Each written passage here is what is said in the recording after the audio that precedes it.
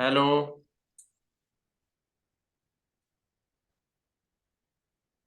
क्या आप मुझे सुन पा रहे हैं? हेलो। जी आपकी जी। आवाज आ रही है आचार्य जी? आचार्य जी, आपकी आवाज आ रही है?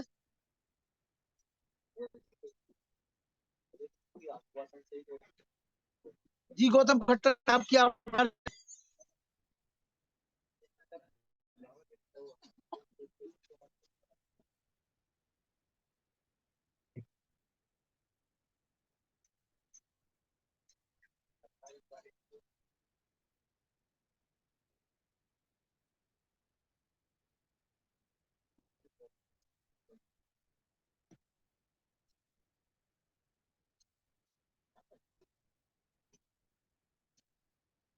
जी मुनि जी, मुनि जी जब तक आप बोलिए, जी। ओम। जब तक वो आ रहे हैं खट्टर जी। आ गए आ हाँ, गए। वो दिखाई दे रहे हैं, वो आवाज नहीं समझ पा रहे, अपनी आवाज आ नहीं पहुंच चुके। रही। आवाज आ रही है गौतम जी? जी जी, आप मुझे सुन पा रहे हैं? हाँ जी, सुन पा रहा हूँ। ठीक है जी। बहुत बहुत धन्यवाद। आज थोड़े से हमारे कुछ मित्र भी जुड़ेंगे इसमें, और हम इस कार्यक्रम की श्रृंखला को प्रारंभ करेंगे। उससे पूर्व एक बार हम सब अ, मंत्रोच्चार करेंगे अपने ही स्थानों पर। ओम विश्वानि देव सवितरदुरितानि परासुवा यद्भद्रं तन्नआसुवा। ओम शांति शांति। आर्यों के महाकुंभ में हमारे विभिन्न पूजा के योग्य महानुभाव माताएं, आर्यों आर्याओं एवं विभिन्न सामाजिक क्षेत्रों से, विभिन्न पृष्ठभूमियों से जुड़े हुए सभी गणमान्य अतिथिगण, आप सभी का मैं बहुत बहुत स्वागत करता हूं आज की इस श्रृंखला में। और विशेष तौर पर लखनलाल आर्य जी का मैं धन्यवाद देता हूं कि वे बार बार हम सबको मजबूर करते हैं ऋषि परंपरा से जुड़ने के लिए, आचार्य परंपरा से जुड़ने के लिए, आर्य परंपराओं से जुड़ने के लिए। और उन्होंने अलग अलग माणिकों को, अलग अलग मोतियों को आर्यों के महाकुंभ के माध्यम से जो घर बैठे बैठे, आवाज नहीं आ रही है क्या? कोई लिख रहा है नीचे आवाज नहीं आ रही है। नहीं, आवाज आ रही है गौतम जी, बोलिए। ठीक है ठीक है। हम सबको एक सूत्र में पिरोने का कार्य किया है, और वे लगातार, मैं जानता हूं कि पिछले कई दिनों से प्रवास पर हैं। आर्य परंपराओं के जितने भी कार्यक्रम देश भर के अलग अलग क्षेत्रों में चल रहे हैं, बावजूद इसके वे जहां भी होते हैं, किसी भी स्थान पर होते हैं, वे नहीं भूलते कि रात को 8 बजे हमें इस ज्ञान की गंगा में गोता लगाना है। तो हम सब उनसे भी प्रेरित होते हैं। तो आज हमारा जो मुख्य विषय है वो है हमारे महान ऋषि वैज्ञानिक। भारतीय परंपराओं में अनेकानेक ऐसे ऋषि मुनि हुए, ऐसे महानुभाव हुए, ऐसे महर्षि हुए, जिन्होंने अपने विभिन्न क्षेत्रों में कई कई प्रकार के शोध किए। आपको जानकर क्या आश्चर्य होगा कि हमारे ऋषि जो थे, अगर मैं उनको रिसर्चर कहूं तो इसमें किसी भी प्रकार की अतिशयोक्ति नहीं होगी। लेकिन समस्या ये है कि हमारे नौजवानों को, हम सबको उन ऋषियों के बारे में कभी भी पढ़ाया नहीं गया, कभी भी उन ऋषियों के बारे में बताया नहीं गया।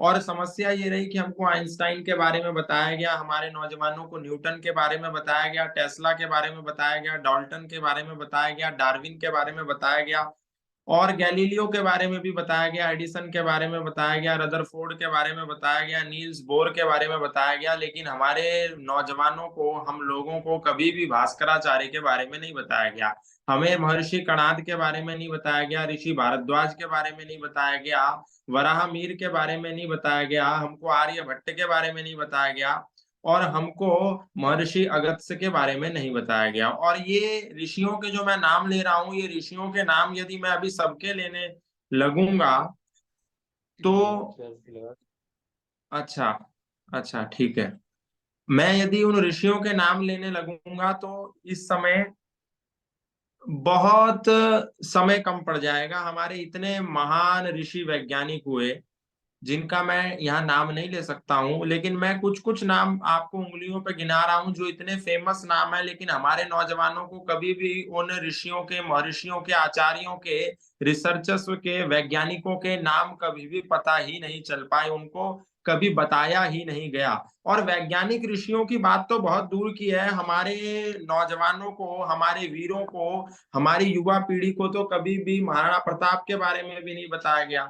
हमारे नौजवानों को तो कभी भी वीर शिवाजी के बारे में भी नहीं बताया गया, महर्षि दयानंद के बारे में भी नहीं बताया गया, स्वामी श्रद्धानंद के बारे में भी नहीं बताया गया। तो हमारे जो वैज्ञानिक ऋषि हैं उनके बारे में यदि नहीं बताया गया तो इसमें हमें बहुत आश्चर्य करने की आवश्यकता नहीं है। लेकिन जब सरकारों ने, जब हमारे पाठ्यक्रम ने हमारे नौजवानों को हमारे ऋषियों के बारे में नहीं बताया, तो ये हम लोगों का कर्तव्य बनता है कि हम घर घर जाकर के, जन जन तक जाकर के नौजवानों को बताएं कि जिस न्यूटन को तुम पढ़ते हो कि एक न्यूटन नाम का वैज्ञानिक हुआ और उसने गुरुत्वाकर्षण की खोज की, उस न्यूटन द्वारा प्रतिपादित गुरुत्वाकर्षण के सिद्धांतों को कई वर्ष पूर्व महर्षि कणाद नाम के एक वैज्ञानिक ने अपने वैशेषिक दर्शन में कहा, और एक सूत्र के रूप में उन्होंने 5वें अध्याय में कहा कि संयोगाद भावे गुरुत्वात पतनम, एक सूत्र उन्होंने दिया, और ये न्यूटन से कई वर्ष पूर्व उन्होंने दिया। अब इस सूत्र को हम नहीं पढ़ पाए तो इसमें इसमें कणाद का कोई दोष नहीं है, कणाद की कोई त्रुटि नहीं है, हमने नहीं पढ़ा। कणाद के वैशेषिक दर्शन में ये सूत्र आता है, संयोगाद भावे गुरुत्वात पतनम। सबसे पहले एक वो बल जो किसी भी वस्तु को ऊपर से नीचे खींचता है उसको गुरुत्वाकर्षण बल कहते हैं, गुरुत्वाकर्षण कहते हैं।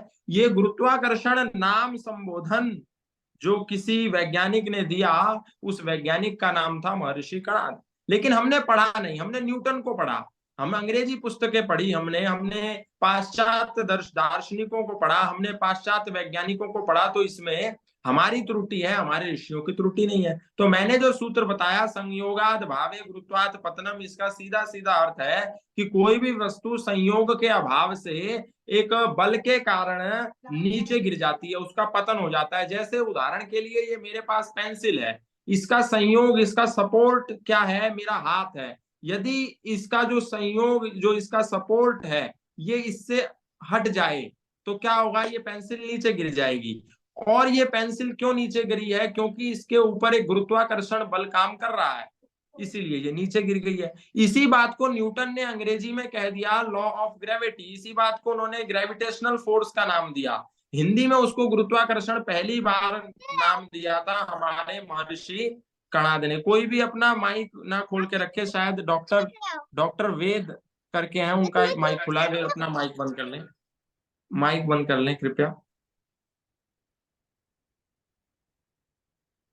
डॉक्टर वेद करके एक आईडी है, वे अपना माइक बंद कर लें। तो ये गुरुत्वाकर्षण के नियम की मैं बात कर रहा था, ये महर्षि कणाद ने दी। लेकिन अंग्रेजी में ट्रांसलेट करके कई वर्ष के बाद न्यूटन नाम का, आइजैक न्यूटन नाम का एक व्यक्ति हुआ, उसने कहा कि मैंने अचानक सेब देखा, सेब आसमान से, सेब पेड़ के ऊपर से नीचे गिरा, और ये नीचे क्यों गिरा, उसके मन में ये जिज्ञासा प्रकट हुई और उसने ढूंढना प्रारंभ कर दिया। और ढूंढने के, आवाज कुछ कह रहे हैं क्या, लखनलाल जी कुछ कह रहे हैं, आप कुछ कह रहे हैं? बेटा हाँ जी, आवाज नहीं आ रही है, आपकी आवाज नहीं आ रही है जी। हेलो,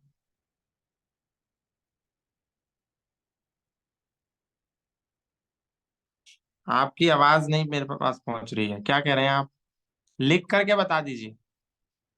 आप खट्टा जी प्रारंभ किए रखिए आप तो अपना। हमारी आवाज आ रही है आपको? हाँ जी, हाँ जी, मैं को सुन हाँ, रहा हूँ मैं अपना आपको। अपना वक्तव्य प्रारंभ रखिए आप तो। इस समय गाड़ी के इसमें है अभी।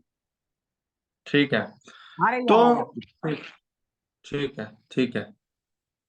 तो महर्षि कणाद ने इस गुरुत्वाकर्षण को सबसे पहले गुरुत्वाकर्षण कह करके संबोधित किया। इससे पहले ये बल विद्यमान था, ऐसा नहीं है कि न्यूटन ने एकदम से अकस्मात देखा कि सेब नीचे गिर रहा है, इसके पीछे का क्या वैज्ञानिक आधार है, और जब उसने इस घटना को देखा उसी समय गुरुत्वाकर्षण पैदा हुआ। नहीं, गुरुत्वाकर्षण पहले भी अस्तित्व में था, हमारे कई ऋषियों ने इसको लिखा था, लेकिन एक स्पष्ट शब्द से संबोधित जो सबसे पहले किया वो महर्षि कणाद ने किया। लेकिन हम उस महर्षि कणाद को नहीं जानते, हम न्यूटन को जानते हैं। जब भी हमारे नौजवान से हम पूछते हैं कि गुरुत्वाकर्षण बल की किसने खोज की, जब भी हम अपने नौजवान से, अपने विद्यार्थी से पूछते हैं कि ये लॉ ऑफ ग्रेविटेशन किसने दिया, तो हम कहते हैं कि हाँ, ये आइजैक न्यूटन नाम के एक साइंटिस्ट थे, उन्होंने दिया। जबकि ऐसा नहीं है, उनसे कई वर्ष पूर्व वैशेषिक दर्शन में वो सूत्र विद्यमान है। अब जाकर के आप में से कोई भी व्यक्ति या कोई भी नौजवान जो इसमें जुड़ा हुआ है,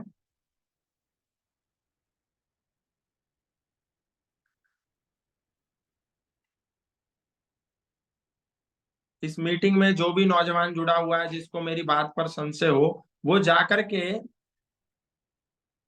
इसको देख सकता है, इस पूरे सिद्धांत को खोज सकता है कि ऐसा है भी, कहीं मैं झूठ तो नहीं बोल रहा हूं।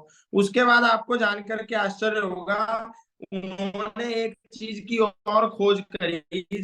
जब महर्षि कश्यप आश्रम में झाड़ू लगा रहे थे और झाड़ू लगाते हुए उन्होंने देखा कि चावल के बहुत से कण बिखरे पड़े हैं और उन्होंने क्रम को महर्षि कणाद देख रहे थे, तो उनके मन में एक विचार आया कि ये छोटे छोटे कण मिलकर के इतने सारे बन जाते हैं, और इतने सारे बनकर के जब हम इसको उबालते हैं, पकाते हैं, तो इतने सारे चावल हो जाते हैं, फिर चावल को हम खाते हैं, हमारा पेट भरता है।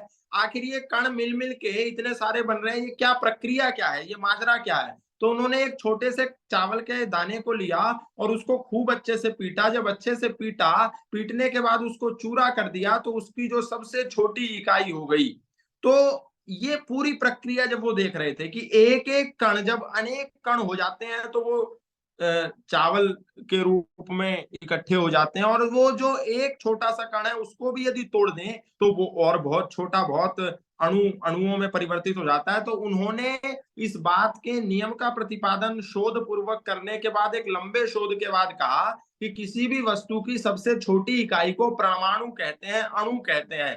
परमाणु विद्या, जो परमाणु जो एक शब्द है, जो मॉलिक्यूल, जो एटम एक शब्द है, जो अणु एक शब्द है, उसकी सबसे पहले जो खोज की वो भी महर्षि कणाद ने करी। उन्होंने कहा ये संपूर्ण जो संसार है ये छोटे छोटे अणु परमाणुओं के संघनन से बना है। पूरी दुनिया में जो भी चीज आपको दिखती है, आपको ये पेंसिल नजर आती है, आपको ये कागज नजर आता है, आपको ये मोबाइल नजर आता है, आपको ये पूरा संसार नजर आता है, इस संसार में पूरी जितनी भी वस्तुएं आपको नजर आती हैं वे सब वस्तुएं अणु परमाणुओं के संघनन से बनी है। मतलब छोटे छोटे सूक्ष्म सूक्ष्म कणों के एकत्रित होने से उन वस्तुओं का निर्माण हुआ है। ये थ्योरी ऑफ एटॉमिक थ्योरी जो है, ये परमाणु का जो सिद्धांत है, ये अणु परमाणुवाद का जो सिद्धांत है, ये सबसे पहले देने वाले जिस वैज्ञानिक का नाम मैं आपको बता रहा हूं, वो वैज्ञानिक डाल्टन नहीं था, वो वैज्ञानिक का नाम था महर्षि कणाद। लेकिन आपको जानकर के आश्चर्य होगा, बड़ी चतुराई से डाल्टन नाम के एक अंग्रेजी वैज्ञानिक ने, एक पाश्चात्य व्यक्ति ने महर्षि कणाद द्वारा प्रतिपादित इस सिद्धांत को चोरी कर लिया और अपने नाम से छाप करके पूरी दुनिया में प्रसिद्ध कर दिया। आपको जानकर के आश्चर्य होगा, इसी महर्षि कणाद ने गति का नियम यानी लॉ ऑफ मोशन, कोई भी वस्तु मोशन कैसे करती है, उसके गति के सिद्धांत क्या होते हैं, हमारे नौजवान तमाम पढ़ते हैं लॉ ऑफ मोशन अपनी वैज्ञानिक विज्ञान की पुस्तकों में। तो वे पढ़ते हैं who is inventor of law of motion, तो वो पढ़ते हैं Isaac Newton is founder of law of motion. परंतु ये जो लॉ ऑफ मोशन है, ये जो गति का नियम है, इसकी खोज आइजैक न्यूटन से कई वर्ष पूर्व इसी महर्षि कणाद ने की थी। आप पूरा वैशेषिक दर्शन उठा करके देखेंगे तो आपको पता चलेगा कि महर्षि कणाद ने किन किन चीजों का, किन किन वस्तुओं की, किन किन आविष्कारों का प्रतिपादन किया, वो किन किन चीजों के प्रणेता थे। आज ये बात मुझे वैज्ञानिक ऋषियों के बारे में बताना इसलिए पड़ रहा है क्योंकि हमारे देश के नौजवान अपने मूल ऋषियों से, अपनी मूल परंपराओं से, अपने वैज्ञानिक आविष्कारों से दूर भाग रहे हैं। जब उनसे बोला जाता है कि गुरुकुल में पढ़ना है या गुरुकुल में की कहीं बात आती है तो भारत का बहुसंख्यक नौजवान, पढ़ा लिखा नौजवान ये कहता है, अरे गुरुकुल में पढ़ने वाला दुनिया में, देश में क्या बन सकता है? गुरुकुल में पढ़ने वाला या तो पंडित जी बन सकता है, या तो पुजारी बन सकता है, या कोई महंत बन सकता है, पुरोहित बन सकता है, इससे ज्यादा क्या बनेगा? या चुटिया धारण करने वाला और क्या बन सकता है? आखिर गुरुकुल में ऐसा पढ़ाया ही क्या जाता है? तो मैं उनके लिए भी ये विशेष तौर पर ये बात समझा रहा हूं और इस वैज्ञानिक शोधों को उजागर कर रहा हूं, ताकि वे जान पाए कि गुरुकुल में पढ़ने वाला केवल पुजारी नहीं बनता, पंडित नहीं बनता, पुरोहित नहीं बनता, आचार्य जिसको तुम कहते हो, धोती और चोटी और जनेऊ वाला, कटिवस्त्र वाला, केवल एक सीमा में बंधा हुआ नहीं होता, वो देश के कितनी वैज्ञानिक शोधों को करके खोजता है। और ये हमारे अतीत में हमारे ऋषियों ने इस बात को सिद्ध करके दिखाया, जिसका एक प्रमाण मैंने आपको आचार्य कणाद के रूप में दिया। दूसरे एक ऋषि हुए हमारे देश में, एक वैज्ञानिक हुए जिनका नाम था आचार्य भारद्वाज। भारद्वाज कोई सामान्य व्यक्ति नहीं थे। आचार्य भारद्वाज, महर्षि भारद्वाज एक ऐसे व्यक्ति थे जिन्होंने विमान शास्त्र की रचना करी। हमारे वेदों से निकाल करके उन्होंने विमान कैसे बनता है उसके बारे में एक बृहद शास्त्र लिखा, जिसका नाम था विमान शास्त्र। महर्षि भारद्वाज ने उस ग्रंथ को रचना के बाद उसमें एक सिद्धांत दिया कि भारत में, पूरी दुनिया में 300 प्रकार के विमान बनाए जा सकते हैं। सबसे छोटे विमान से लेकर के सबसे बड़े विमान तक की उन्होंने एक पूरी परिपाटी रची। यदि हम उस विमान शास्त्र को पढ़ेंगे तो हमको पता चलेगा कि उस विमान शास्त्र में महर्षि भारद्वाज ने 300 प्रकार के विमान बनाने की विद्या का वर्णन किया है। एक बार क्या हुआ, एक व्यक्ति थे जिन्होंने सत्यार्थ प्रकाश पढ़ा, ऋग्वेद आदि भाष्य भूमिका पढ़ा, तो उनको विमानों के बारे में कुछ वर्णन मिला, क्योंकि महर्षि दयानंद ने अपनी पुस्तकों में इस बात का वर्णन किया है कि हमारे देश में कई लोगों के पास विमान उपलब्ध होते थे और 3 पहियों का विमान होता था। मतलब आप सोच करके देखिए, 1875 के काल में जब ऋषि दयानंद सत्यार्थ प्रकाश इत्यादि ग्रंथों को प्रचारित प्रसारित कर रहे थे, तब उन्होंने इस बात को लिखा था। और विमान सबसे पहले कब आया? 1900 के बाद आया। लेकिन ऋषि दयानंद ने पुस्तकों में कब लिखा? 1875 में लिखा। और तब ये लिखा कि 3 पहियों वाला विमान। उस समय विमान उपलब्ध नहीं था, तो कैसे लिख दिया उन्होंने? वैज्ञानिकों के शोधों के आधार पर लिखा कि दुनिया में 3 पहियों का विमान चलता था। और रामायण में भी हमको देखने को मिलता है, ऋषियों के पास, राजाओं के पास विमान थे। जब मां सीता का हरण हुआ तो वो पुष्पक विमान में उनको हरण करने के बाद, किडनैप करने के बाद रावण लंका ले गया। तो विमानों का जिक्र था, उसी विमानों का वर्णन जब ऋषि दयानंद ने अपनी पुस्तकों में किया, और उन पुस्तकों को पढ़ने के बाद शिवकर बापूजी तलपड़े नाम के एक व्यक्ति के मन में जिज्ञासा प्रकट हुई। उसने कहा, ये वैज्ञानिक दृष्टिकोण में जो ऋषि दयानंद विमानों की बात कर रहे हैं, क्या मैं इस पे काम कर सकता हूं? उनकी रुचि पैदा हुई तो उन्होंने खोजना प्रारंभ किया, और ऋषि दयानंद ने जिस विमान शास्त्र का वर्णन किया था, शिवकर बापूजी तलपड़े उस विमान शास्त्र नामक पुस्तक को ले आए और उस पर काम करना उन्होंने प्रारंभ कर दिया। आपको जानकर के आश्चर्य होगा, शिवकर बापूजी तलपड़े ने दिन रात मेहनत करके 2400 घंटे पूरा अपना कंसंट्रेशन, पूरी अपनी एकाग्रता उस विमान शास्त्र पे लगा दी, और उस विमान शास्त्र में वर्णन किए हुए 300 प्रकार के विमानों में जो सबसे छोटा, यानी सबसे कम संसाधनों के साथ बनने वाला विमान था, उस विमान को तैयार किया। और 1895 में उस विमान को बना करके उस शिवकर बापूजी तलपड़े नाम के वैज्ञानिक ने, उस सामान्य से इंसान ने, हम और आप जैसे एक सामान्य से व्यक्ति ने, मुंबई स्थित जुहू की चौपाटी पर उतार दिया। और जब उतार दिया तो इस बात की सूचना दुनिया के लोगों को मिली, पाश्चात्य लोगों को मिली, तो उन्होंने शिवकर बापूजी तलपड़े से वो विमान जो उन्होंने बनाया था, जो जुहू की चौपाटी पर उतारा था, उस विमान को जब्त कर लिया कि इस विमान को तुम हमें दे दो। और आपको जानकर के आश्चर्य होगा, वो जो विमान की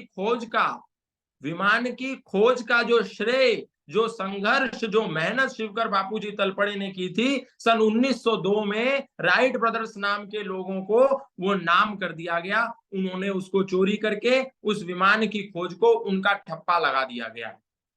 अब आपको जानकर के कितना दुख हो रहा होगा कि बताइए, हमारे भारत के वैज्ञानिकों का जो शोध था वो कैसे षड्यंत्र के तहत चोरी कर लिया गया। और यही नहीं, ये सारा जो कुचक्र था, ये जो षड्यंत्र था, ये यही नहीं रुका। शिवकर बापूजी तलपड़े के हाथ अंग्रेजों ने कटवा दिए, ताकि ये भविष्य में किसी भी प्रकार की नई रचना ना कर सके। क्योंकि शिवकर बापूजी तलपड़े ने कहा था कि मैंने तो 300 विमानों में जो सबसे सबसे कम संसाधनों से बनने वाला विमान था, अभी वो बनाया था, तुम इसको ले लो, कोई बात नहीं, मैं तो दोबारा एक बढ़िया विमान बना दूंगा। तो इन अंग्रेजों ने उनके हाथ काट दिए, उनको छोड़ा नहीं कि नहीं, ये हम भारत को जो हम कहते रहे कि ये तो गडरियों का देश है, ये तो सपेरों का देश है, ये तो पिछड़ों का देश है, ये तो नीचों का देश है, ये तो गंवारों का देश है, ये बात झूठी सिद्ध हो जाएगी यदि इन्होंने विमान को बना करके आसमान में उड़ा दिया। तो इसलिए उन्होंने उनको ही खत्म कर दिया। तो ये मैंने एक उदाहरण दिया कि कैसे हमारे वैज्ञानिकों ने वो शोध किए जिन शोधों को बाहर से आकर के अंग्रेजों ने, ईसाइयों ने, आताताइयों ने अपने नाम कर लिया। इसी प्रकार के एक और हमारे बीच में महर्षि हुए, जो एक वैज्ञानिक थे, उनका नाम था आचार्य भास्कर। वो एक उज्जैन की वेदशाला के प्रधान थे। ये सामान्य लोग हैं, ये सब गुरुकुल से जुड़े हुए लोग हैं, और इन गुरुकुलों के लोगों को जो पिछड़ा कहता है, मैं उन लोगों के लिए ही ये विशेषकर बातें बता रहा हूँ। बहुत से लोग आज हमारे अलग अलग प्लेटफॉर्म से भी इसमें जुड़े हैं। मैं क्योंकि बहुत शॉर्ट नोटिस पे मैंने उनको सूचना भेजी, तो बहुत अधिक लोग तो नहीं जुड़ पाए, 3-4 मिनट पहले ही मैंने उनको सूचना भेजी। तो भास्कराचार्य एक ऐसे व्यक्ति थे जिन्होंने सिद्धांत शिरोमणि नाम की पुस्तकों की रचना करी, जिस सिद्धांत शिरोमणि में लीलावती शामिल है। लीलावती एक पुस्तक है, बीज गणित एक पुस्तक है, ग्रह गणित एक पुस्तक है, गोलाध्याय एक पुस्तक है। इन पुस्तकों में इन्होंने गणित के ऐसे सूत्र दिए, ऐसे सिद्धांत दिए जो सिद्धांत अकाट्य हैं, जो अछेद्य हैं, अक्लेद्य हैं। और इन सिद्धांतों की जो पुस्तकें हैं, लीलावती क्योंकि उनकी बेटी का नाम था, अपनी बेटी के नाम से उन्होंने एक लीलावती नाम का जो ग्रंथ लिखा। आपको जानकर के आश्चर्य होगा, उस वैज्ञानिक भास्कराचार्य का ग्रंथ लीलावती आज भी नासा की लाइब्रेरी को सुशोभित कर रहा है, आज भी उसकी शोभा बढ़ा रहा है। आप जाकर के नासा की लाइब्रेरी देखो या किसी भी शोध संस्थान की लाइब्रेरी देखो, तो उन एक भी लाइब्रेरी में आपको कुरान नजर नहीं आएगी। एक भी लाइब्रेरी में आप जाएंगे तो आपको बाइबल नजर नहीं आएगी। एक भी लाइब्रेरी में जिंदावस्था, तौरेत, जुबैर जैसी कोई पुस्तक नजर नहीं आएगी। इन सभी लाइब्रेरियों में हमारे ऋषि वैज्ञानिकों की पुस्तकें आज भी विद्यमान हैं। उन्हीं लाइब्रेरी में है सूर्य सिद्धांत नाम की पुस्तक विद्यमान है, आर्यभट्टीय नाम की पुस्तक विद्यमान है, आर्य सिद्धांत नाम की पुस्तक विद्यमान है, सिद्धांत शिरोमणि नाम की पुस्तक विद्यमान है। वहां पर चारों वेद रखे हुए हैं। और ये सारे आज के आधुनिक वैज्ञानिक, चाहे वो भारत के वैज्ञानिक हो, चाहे वो विदेशों के वैज्ञानिक हो, नासा के वैज्ञानिक ही क्यों ना हो, वो सारे वैज्ञानिक हमारे वेदों पर शोध करते हैं। और दुनिया का एक भी वैज्ञानिक कुरान पर शोध नहीं करता। ये एक अटल सत्य है। आप किसी वैज्ञानिक से पूछ लीजिए कि क्या आपकी लाइब्रेरी में, आपके यहाँ, आपके शोध संस्थान में क्या कोई कुरान है, क्या कोई बाइबल है, तो सब मना कर देंगे कि नहीं, हमारे यहाँ नहीं है। लेकिन उनके पास वेद हैं, उनके पास दर्शन है, उनके पास वैशेषिक दर्शन है। जो वैशेषिक दर्शन ऐसे ऐसे सूत्रों का रहस्य उद्घाटन करता है, जो सूत्र आज तक भी किसी वैज्ञानिक के द्वारा नहीं खोजे गए हैं। और ये जो भास्कराचार्य थे, इन्होंने केवल गणित पर ही काम नहीं किया, इन्होंने खगोल शास्त्र पर काम किया। जो आकाश में, पूरे ब्रह्मांड में अलग अलग प्रकार के ग्रह हैं, नक्षत्र हैं, चंद्रमा है, पृथ्वी है, सूर्य है, इन सारे नक्षत्रों पर कार्य किया। और इसी आचार्य भास्कर ने यह बताया कि ग्रह की गति किस प्रकार हो रही है।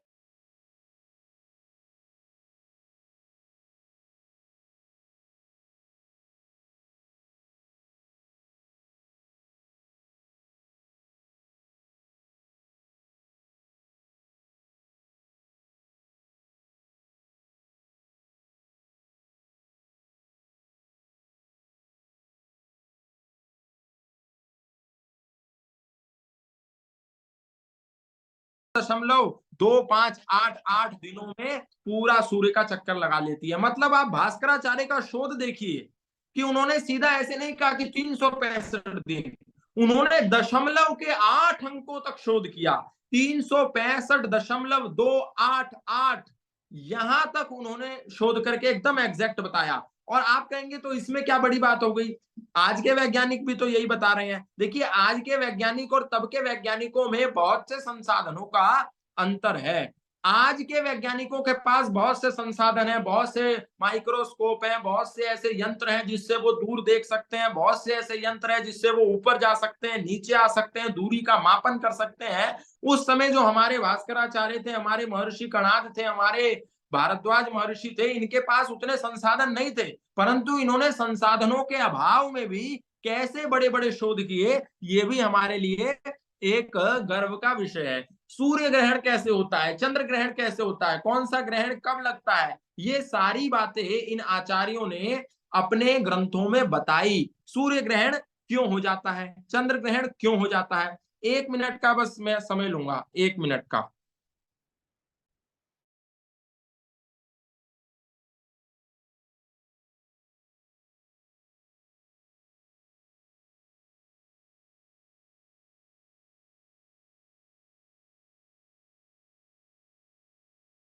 जी।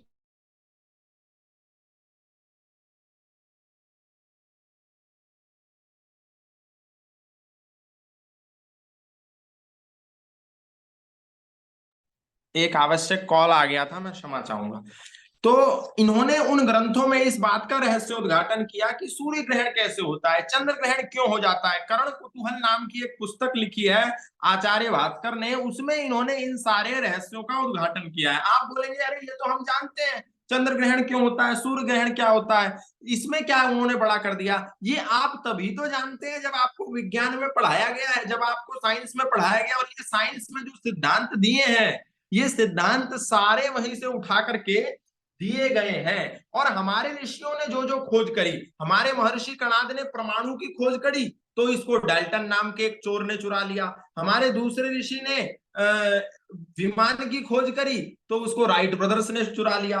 ऐसे ही हमारे ऋषि शोध करते गए और उसको लोग चोरी करते गए। आगे एक और हमारे वैज्ञानिक हुए जिनका नाम था वराहमिहिर। आप जानते होंगे महरौली नाम के स्थान पर दिल्ली में आज एक कुतुब मीनार नाम का एक एक मीनार खड़ा हुआ है। वो कुतुब मीनार एक लंबा सा, बहुत से लोग उसको कुतुब मीनार कहते हैं और कहते हैं ये कुतुबुद्दीन ऐबक के नाम पर है। आपको जानकर के आश्चर्य हो गया होगा, दिल्ली से कुतुबुद्दीन ऐबक का दूर दूर तक कोई संबंध नहीं था, कभी वो दिल्ली की कुर्सी पर नहीं रहा। लेकिन जबरन से पता नहीं किन मूर्खों ने, किन देश के गद्दारों ने उस स्तंभ का नाम कुतुब मीनार जो रख दिया कुतुबुद्दीन ऐबक के नाम पर।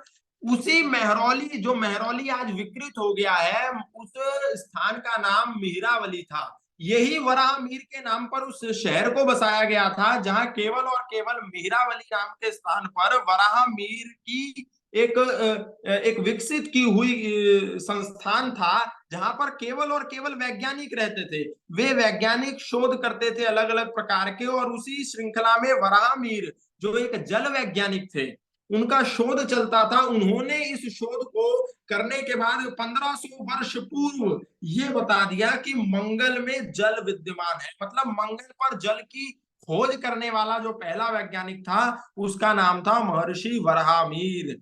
धरती के नीचे जिस प्रकार हमारे शरीर के भीतर अलग अलग प्रकार की नस नाड़ियां बहती हैं और उन नस नाड़ियों में खून का प्रवाह होता है, रक्त का संचार होता है, उन अलग अलग नाड़ियों में सांसों का प्रभाव होता है, ठीक इसी प्रकार धरती के नीचे भी कई ऐसी नस नाड़ियों का जंजाल है जिसमें जल का प्रवाह होता है। उस जल के प्रवाह को धरती के कई नीचे जाकर के खोज जिसने करी, उस महर्षि का नाम, उस वैज्ञानिक का नाम था वराहमिहिर।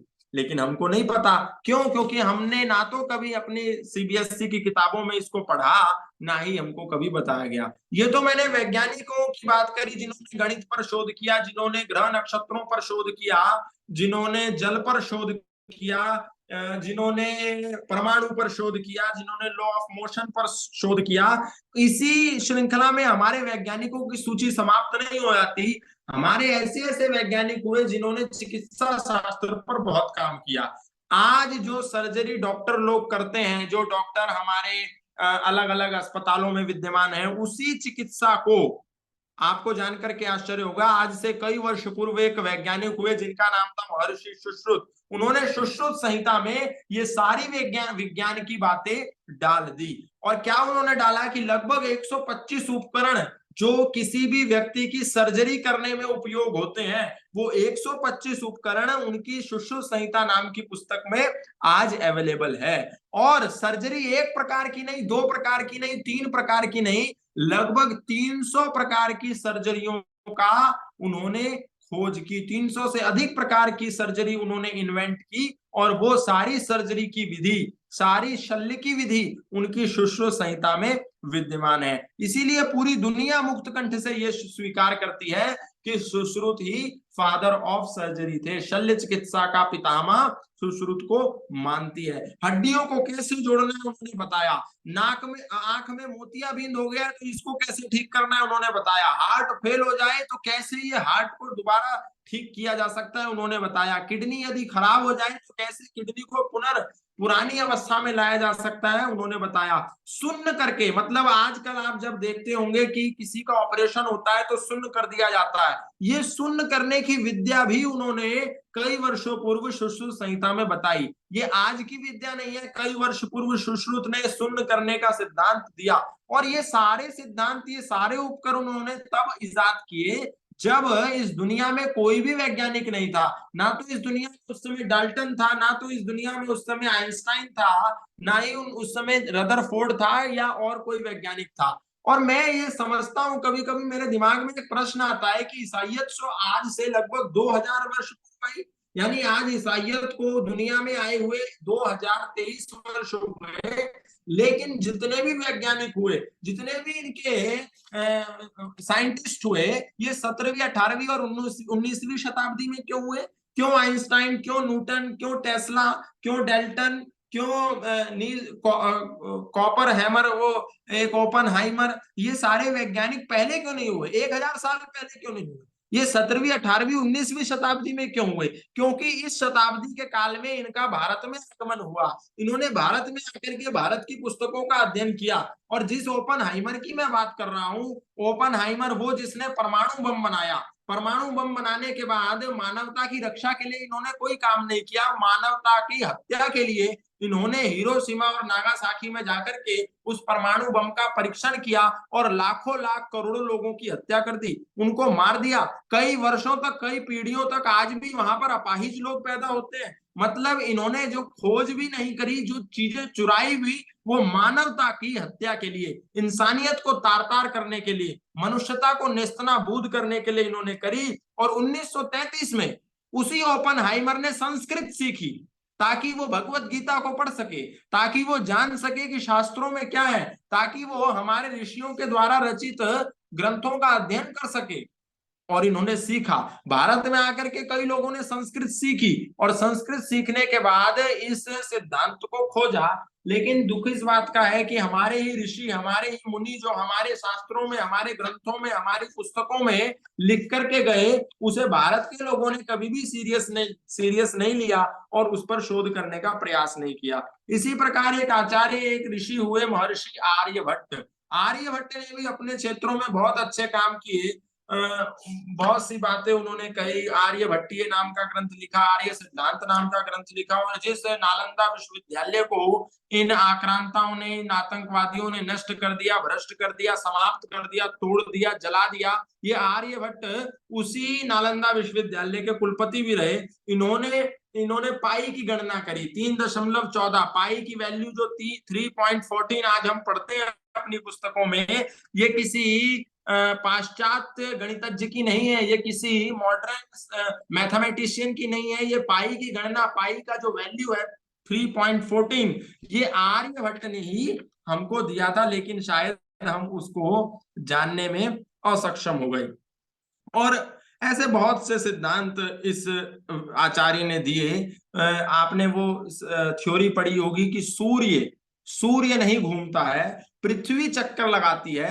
ये पृथ्वी चक्कर लगाती है, इस सिद्धांत को सबसे पहले आर्यभट्ट नाम के वैज्ञानिक ने दिया था, लेकिन बाद में इसको कॉपरनिकस नाम का एक विदेशी, एक ईसाई वैज्ञानिक तथाकथित था, उसके नाम इसको चिपका दिया गया कि ये तो कॉपरनिकस ने इसकी खोज की है। और बिजली की खोज का यदि सिद्धांत की बात की जाए तो बिजली की खोज एक महर्षि अगस्त्य नाम के वैज्ञानिक हुए।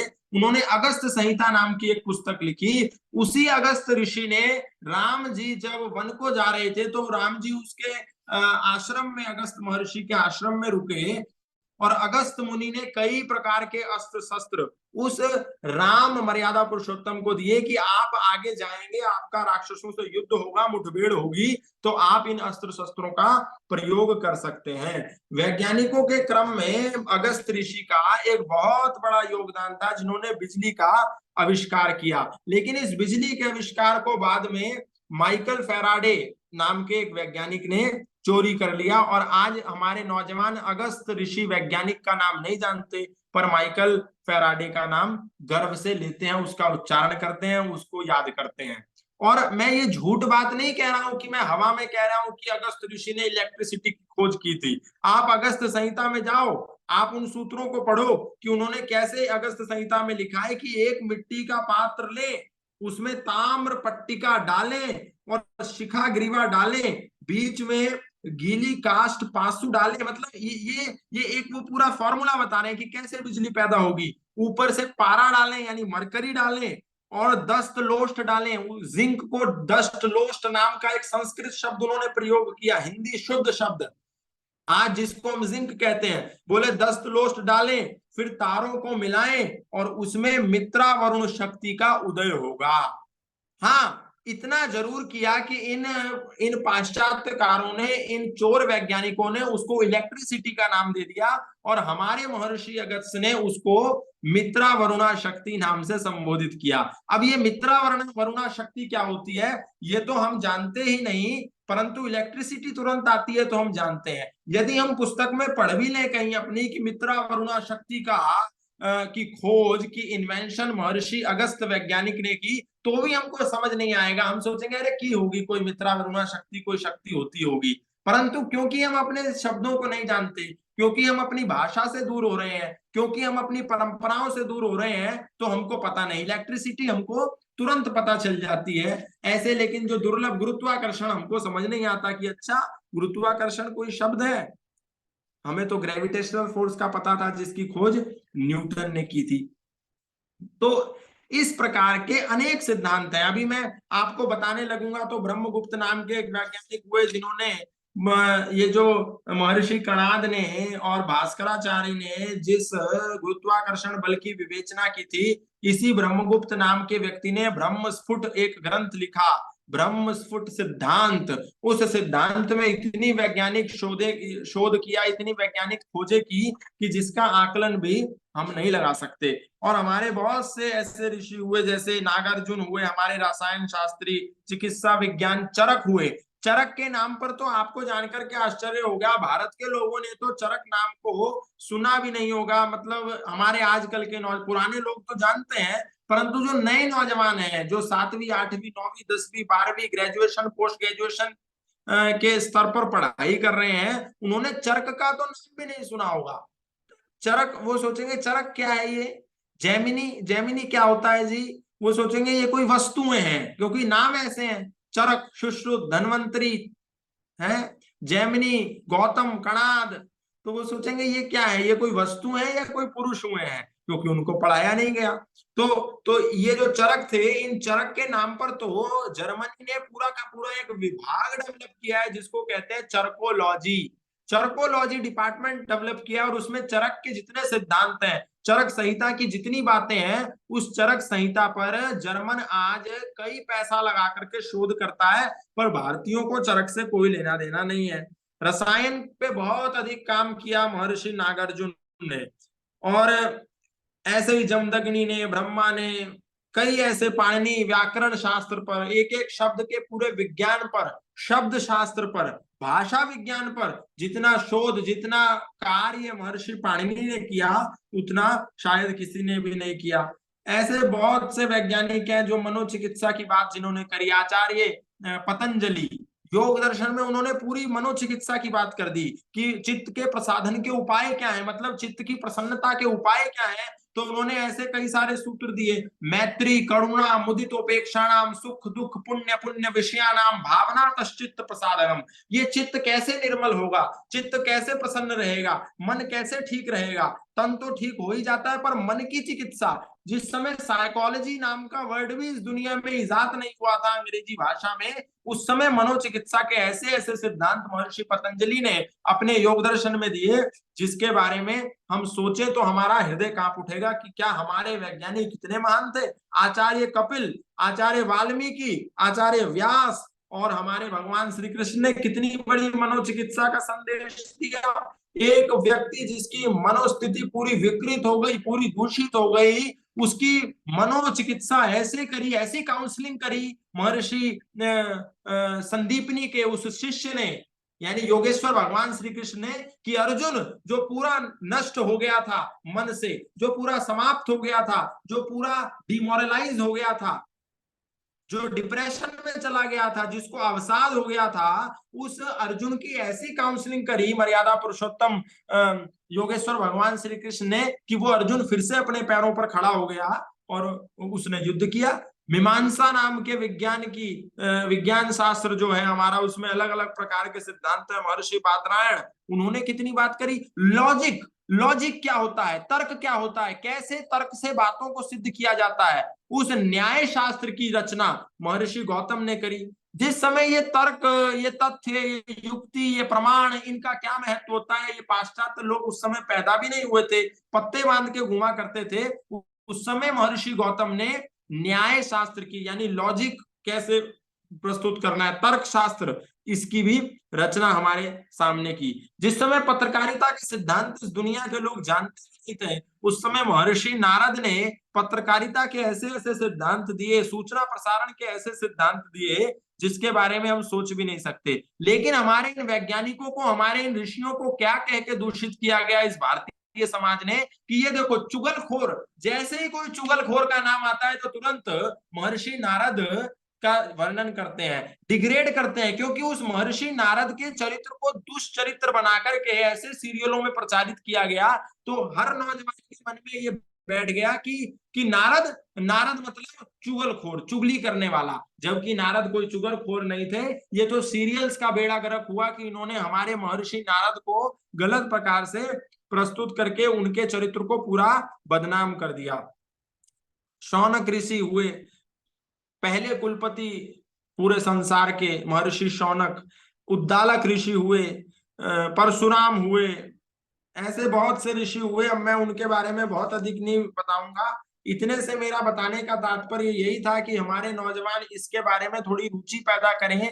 जब शिवकर बापूजी तलपड़े ऋग्वेद आदि भाष्य भूमिका पढ़ के अपनी रुचि पैदा करके, अपना इंटरेस्ट डेवलप करके पूरा विमान शास्त्र पढ़ के विमान की खोज कर सकता है और 1895 के सन में उस विमान को उतार सकता है, तो क्या भारत के नौजवान इन विषयों पर रुचि पैदा नहीं कर सकते? और इन सब में महर्षि दयानंद, आप उनको देखो, उन्होंने तो पूरी के पूरा जितना शास्त्र था, जितनी बातें थी, उस सब पे ऐसी झड़ी लगाई कि पूरे वैज्ञानिकों को, पूरे ऋषियों को उन्होंने एक ग्रंथ में उजागर करके रख दिया। उनका तो इतना ऋणी है ये संसार, जितना कोई सोच भी नहीं सकता। उन्होंने तो कोई विषय नहीं छोड़ा। इस्लाम पर उन्होंने बात करी, ईसाइयत पर उन्होंने बात करी, यहूदियों को उन्होंने नहीं छोड़ा, कबीर, दादू, नानक, सारे विषयों पर ऐसे सत्य सत्य विवेचना करी जिसका कोई तोड़ ही नहीं है। उन्होंने तो सनातन धर्म के ऐसे गूढ़ सिद्धांत हमें बताए जो किसी ने बताए ही नहीं। हमारे आचार्य शंकराचार्य ने कितनी सारी ऐसे बातें बताई। परा पूजा नाम की पुस्तक लिख करके बताया कि ईश्वर का सही सिद्धांत क्या है। वो बात अलग है कि आज शंकराचार्य जी को आज धूमिल करके उनकी बातों को गलत प्रकार से समाज में प्रचारित किया जा रहा है। लेकिन यदि कोई व्यक्ति परा पूजा नाम की पुस्तक पढ़ ले जो शंकराचार्य जी द्वारा दी गई थी, तो कोई भी व्यक्ति ये कह सकता है कि महर्षि दयानंद और आचार्य शंकर के सिद्धांत कोई भिन्न नहीं थे। उनके सिद्धांत एक ही गंगा में, एक ही समुद्र में जाकर के मिल रहे थे। तो मैं अब अपनी वाणी को विराम दूंगा, और जो हमारे लोग हमारे प्लेटफॉर्म से जुड़े हैं, मैं उनसे कहूंगा कि वे लोग जो अपना सवाल पूछना चाहते हैं, एक एक करके मैं उनके प्रश्नों का उत्तर दूंगा। जो नए लोग हैं वे, जो पुराने लोग इसमें रोज जुड़ते हैं, जो हमारे बुजुर्ग साथी हैं, जो हमारे आदरणीय महाशय लोग हैं, वो नहीं, जो नए लोग आज जुड़े हैं, जो नौजवान जुड़े हैं, वे अपने प्रश्न पूछेंगे। तो एक एक करके इसमें हाथ उठाने का ऑप्शन है। किसी किसी की शंका हो किसी प्रकार की, वो पूछें। अदिति और जो भी हाथ उठाना सब मुंह खोल लेना। जी।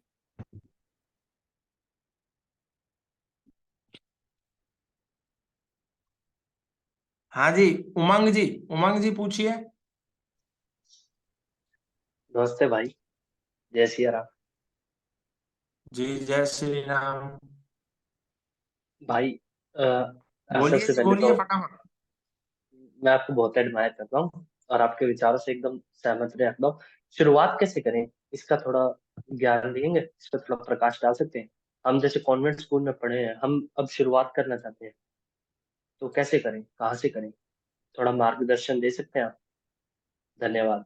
देखिए, मैंने आपको एक ग्रंथ का नाम बताया। महर्षि दयानंद ने सत्यार्थ प्रकाश नाम के ग्रंथ की रचना की है, जिसमें उन्होंने आपको इस्लाम के बारे में भी जानने को मिलेगा, सनातन धर्म के बारे में भी जानने को मिलेगा, ईश्वर के बारे में जानने को मिलेगा, ब्रह्मचर्य, गृहस्थ, सन्यास, वानप्रस्थ, ब्राह्मण, क्षत्रिय, वैश्य, शूद्र और यहूदी मत, पारसी, सिख, ईसाई, बौद्ध, सबके बारे में आपको सच सच और झूठ झूठ, जो जैसा है वो बातें जानने को मिलेगी। तो आप उसको पढ़ना शुरू कीजिए।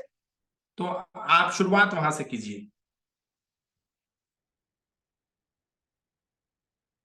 नेक्स्ट।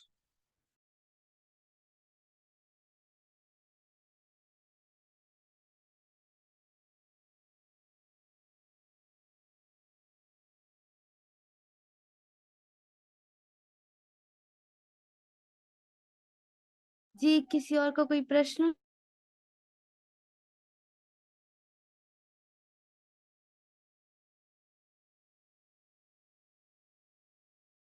जी। जी, माइक खोल लीजिए।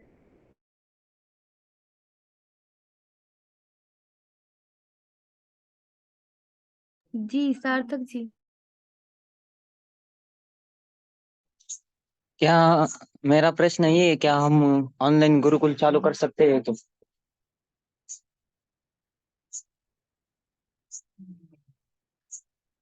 हेलो, जी, आ रही है आपकी आवाज। क्या हम ऑनलाइन गुरुकुल चालू कर सकते हैं नौजवानों को जोड़ने के लिए और प्रचार प्रसार करने के लिए और उनके बिल्कुल हमारे वैदिक ज्ञान देने के लिए? बिल्कुल बिल्कुल, हम इस श्रृंखला पे काम कर रहे हैं। बहुत जल्दी हम इसको करेंगे। अभी सिर्फ आप लोग प्रश्न पूछिए। बाकी जो जैसे गुरुकुल खोलने की बात है, सुझाव है, ये आप लिख करके भेज सकते हैं। फिलहाल जो प्रश्न है वे पूछें। सार्थक जी, सार्थक जी अनम्यूट कीजिए।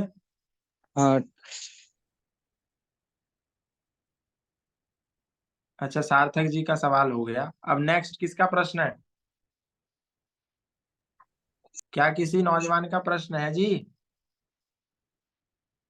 40-50 नौजवान जुड़े हैं, लग रहा है किसी का प्रश्न नहीं है आप में से। जी, प्रियंक। हाँ प्रियंका जी बोलिए। प्रियंक नाम है भाई जी। अच्छा अच्छा, प्रियंक जी बोलिए। हाँ जी, मैं जानना चाहता हूँ कि ये हिंदी भाषा में भी क्या हमारे वेद उपलब्ध हैं जो जिनमें की सही जानकारी हो? हाँ जी बिल्कुल, हिंदी में भाष्य किया है। हमारे कई एक तो कुछ भाग का भाष्य तो महर्षि दयानंद ने किया है, कुछ और एक भाग रामनाथ जी वेदालंकार ने किया है। और एक अथर्ववेद का जो भाष्य है वो पंडित क्षेमकरण दास त्रिवेदी ने किया है। तो आप मंगा सकते हैं उन वेदों को, हम आपको उपलब्ध करा देंगे अगर आपको चाहिए तो। जो भी उसका शुल्क है वो आपको देना पड़ेगा और आप उसका अध्ययन कर सकते हैं। अ, कैसे मैं आप ही के जो ये नंबर है इसी पे ही कर सकते हैं उसके लिए आवेदन मंगाना जी है जी तो? जी बिल्कुल। हाँ आप कहाँ से बोल रहे हैं? मैं गाजियाबाद से बोल रहा हूँ। हाँ ठीक है, आप मंगा सकते हैं। ठीक है भाई जी, धन्यवाद। ठीक है जी, और नेक्स्ट। जी। सादर नमस्ते आचार्य जी। जी नमस्ते जी, कैसे हैं आप? जी, प्रभु कृपा से ठीक हूँ। और आपकी बात को समझ के छोटा सा निवेदन है, जो ये नई शिक्षा नीति के संदर्भ में पतंजलि के पास कुछ कार्यभार दिया गया है, वहां पर इस तरह का चिंतन है या नहीं है? है, वहां पे है इस तरीके का चिंतन। हाँ, बस यही मेरा जिज्ञासा थी। धन्यवाद आपका। धन्यवाद। नेक्स्ट, और किसी का प्रश्न है? उमंग जी, आपका भी प्रश्न बचा है क्या? कोई हाथ आपने खड़ा किया है? जी, किसी उमंग और को जी, कोई प्रश्न है? एक व्यक्ति ने प्रश्न कमेंट में किया है कि गुरुकुल में पढ़ने के बाद नौकरी कैसे मिलेगी। अविनाश यादव जी, देखिए नौकरी का सवाल नहीं है। कल ही मैं आपको एक किस्सा बताता हूँ। कल ही मैं गुरुकुल झज्जर में गया था। झज्जर में एक बहुत बड़ा गुरुकुल है, लगभग 108 वर्ष पुराना। और आपको जानकर के आश्चर्य होगा, उस गुरुकुल में चिकित्सा पद्धति कैसे होती है ये भी सिखाया जाता है, दवाई कैसे बनती है ये भी सिखाया जाता है, शास्त्र कैसे पढ़े जाते हैं ये भी सिखाया जाता है। च्यवनप्राश बनाने की विद्या क्या आज किसी स्कूल में दी जाती है? क्या जोड़ों के दर्द को खत्म करने का तेल बनाने की विद्या क्या आज किसी कॉन्वेंट स्कूल में, प्राइवेट स्कूल में किसी को दी जाती है? लेकिन ये सारे ब्रह्मचारी, कैसे घर बनता है, कैसे गाय की सेवा होती है, कैसे दवाइयां बनती हैं, कैसे घी निकाला जाता है, कैसे मंत्रों का उच्चारण किया जाता है, कैसे 16 संस्कार किए जाते हैं, ये सब सिखाते हैं। तो एक पुरोहित जो सारे संस्कार जानता है, क्या वह ये सारे संस्कार करके अपना धन अर्जित नहीं कर सकता? एक व्यक्ति जो च्यवनप्राश बनाना जानता है, उसने एक च्यवनप्राश से अपने व्यापार की शुरुआत करी और आज भारत की सबसे बड़ी कंपनी खड़ी कर दी, स्वामी रामदेव। आपको जानकर के आश्चर्य होगा, उन्होंने च्यवनप्राश से शुरुआत की थी इस पूरे व्यापार की, और आज देखिए कितना बड़ा व्यापार खड़ा कर दिया गुरुकुलों से पढ़ के। मतलब, तो करने वाले के लिए कोई कमी नहीं है, और ना करने वाले के लिए तो 100 बहाने हैं। आज कितने कॉन्वेंट स्कूल के बच्चे हैं जो कोटा में जाके रोज सुसाइड करते हैं। रोज एक खबर आती है कि कोटा के इस इंस्टीट्यूट में आज एक ने फांसी लगा ली, दूसरे ने फांसी लगा ली। और गुरुकुल में पढ़ने वाला कभी फांसी नहीं लगाता, उसके पास ब्रॉड माइंड होता है, वो दूर से सोचता है। और गुरुकुल की बात करें, झज्जर के कई बच्चे आईएएस आईपीएस बने, अभी रिटायर भी हो गए, और अभी बहुत से ऐसे हैं जो बने। गुरुकुल चोटीपुरा की एक लड़की आईएएस बनी, यहाँ पे अल्मोड़ा की कई दिनों तक डीएम रही, अभी उनका कहीं और तबादला हो गया। तो ऐसा नहीं है, जिसको करने की इच्छा है वो कर सकता है, जिसको नहीं करना उसके लिए तो फिर चाहे आप कैम्ब्रिज के उपलब्ध करा दो, वो वहां भी नहीं करेगा। जी नेक्स्ट, शायद किशोर जी आर्य का जी कोई जी प्रश्न है। किशोर जी प्लीज जी, किशोर। आप पूछिए ना जी। प्रश्न मेरा नहीं था। मेरा ये था कि मैं गौतम जी की बात को थोड़ा और सपोर्ट देना चाहता था। ये जो प्रश्न आया कि गुरुकुल से पढ़े हुए विद्यार्थी, तो मेरे पास अभी जीता जागता है एक उदाहरण है। हमारे आर्य समाज विवेक विहार के पुरोहित थे, गुरुकुल के पढ़े हुए हैं, और करीबन 15 दिन पहले उन्होंने दिल्ली यूनिवर्सिटी का college as a professor join किया है पीएचडी करने के बाद। तो कोई ऐसा नहीं है कि गुरुकुल से पढ़े हुए के लिए आगे कोई स्कोप नहीं है। धन्यवाद। बिल्कुल बिल्कुल जी, धन्यवाद आपका। और कोई व्यक्ति है क्या जिनका प्रश्न हो, किसी नौजवान का, या किसी को अपना फीडबैक देना हो, किसी को अपनी बात रखनी हो, कोई अगर ऐसा है तो बताएं। सुधीर जी, जी बोलिए सुधीर। हाँ, खट्टर साहब नमस्ते, बहुत बहुत। और आपके धारा प्रवाह इस बात को, सारी इस वैज्ञानिकता को और इस शोध के हमारे जो ऋषि मुनि प्राचीन, उनको सुन के उनकी जानकारी मुझे अध्ययन से तो थी, लेकिन ये जो धारा प्रवाह आपका चल रहा था, ऐसा लग रहा था जैसे सामने स्क्रीन पर बैठा हुआ मैं कुछ बिल्कुल जो है वो लाइव सीन देख रहा हूँ। तो धन्यवाद। कहा भी है कि मुंडे मुंडे मतिर भिन्ना, कुंडे कुंडे नव नवम्पयः, जातौ जातौ नव चाराः, नव वाणी मुखे मुखे। तो भिन्न भिन्न मस्तिष्क में भिन्न भिन्न विचार होते हैं, और भिन्न भिन्न सरोवरों में जैसे पानी भिन्न भिन्न प्रकार का और अलग अलग स्वाद का होता है, वैसे ही जीवन शैलियां, परंपरा और रिवाज भी जो है वो भिन्न भिन्न होते हैं। लेकिन उनका सारा उद्देश्य जो है वो सारगर्भित और वैदिक होता है। और इन सब बातों को जो आपने बताया है, सबसे बड़ी बात यह है कि हमारे जो ऋषि मुनि, यदि देखा जाए तो दूसरे शब्दों में वो असली वैज्ञानिक वो ही थे जिनका जी जो है वो शोध, जैसे आपने ऋषि कणाद का बोला है, इसके अलावा जो जितने भी उपनिषद हैं, उन सब के जो है वो ऋषि जिन्होंने वैज्ञानिकता के नाम पर नई नई रिसर्च की है। ये तो बड़ा दुख होता है कई विद्वानों से जो है सुन सुन के, बड़ा अब मानसिक कष्ट और वेदना होती है कि राइट बंधुओं को जो है वो 1905 में या 1903 में विमान जो है वो शोध का हमने जो सारा श्रेय उनको चला गया, जबकि ये शिखर तल बापू जी को जो है वो जाना चाहिए था, जिन्होंने 1895 में विमान उड़ा दिया था। तो ज्यादा पुरानी भी बात नहीं है, जैसे देखा जाए तो 120 साल पुरानी बात है या 125 साल पुरानी बात है, और इसका सारा श्रेय जो है वो भारत को जाना चाहिए, भारत के ऋषि मुनियों को जाना चाहिए। तो बिल्कुल। मैं आपको जो है वो बहुत बधाई देता हूं, और केवल यही जो है वो प्रार्थना करता हूं कि केवल आपके एक जो है वो एक समझ लीजिए 60 मिनट के लेक्चर में तो ये बात जो है वो हम पूरी ग्रहण नहीं कर पाएंगे, और अध्ययन जो गहन करेगा वो तो कर लेगा, लेकिन यदि उसको प्रैक्टिकल रूप में यदि चलचित्र के माध्यम से एक तरह से देखा जाए, तो मैं आशा करूंगा कि गौतम खट्टर जी को जो है वो फिर इसी तरह से, फिर जो है वो आवृत्ति पूर्ण जो है वो इसी तरह का यदि प्रवचन यदि हमें बार बार सुनने को मिले, तो कुछ हमारे मस्तिष्क में जो है वो जो है वो ठहरेगा इन चीजों को। और सबसे बड़ी बात यह है कि ये जो मुंडे मुंडे मतिर भिन्ना जो ये पंक्तियां हैं, ये वायु पुराण से उद्धृत सकारात्मक संदेश देती हैं, और घटना विशेष में निहित संवेदनाओं की हत्या के लिए नहीं है। ये जो इन ऋषियों को जो है वो हमारे वैज्ञानिकों को जो है वो आगे लाया जाए, और जो हो चुका वो हो चुका, लेकिन यदि आगे आज के पाठ्यक्रम में, जैसे ये नई जो शिक्षा नीति है, ये पॉलिसी है, इसमें भी यदि इनको पाठ्यक्रम में लाया जाए तो आती हुई जो इस समय की जो जनरेशन है वो कम से कम इन चीजों से जो है वो आत्मसात करेगी, उनको ज्ञान की प्राप्ति होगी। और कोई बात नहीं, ये तो कालखंड जो है वो भिन्न होते हैं।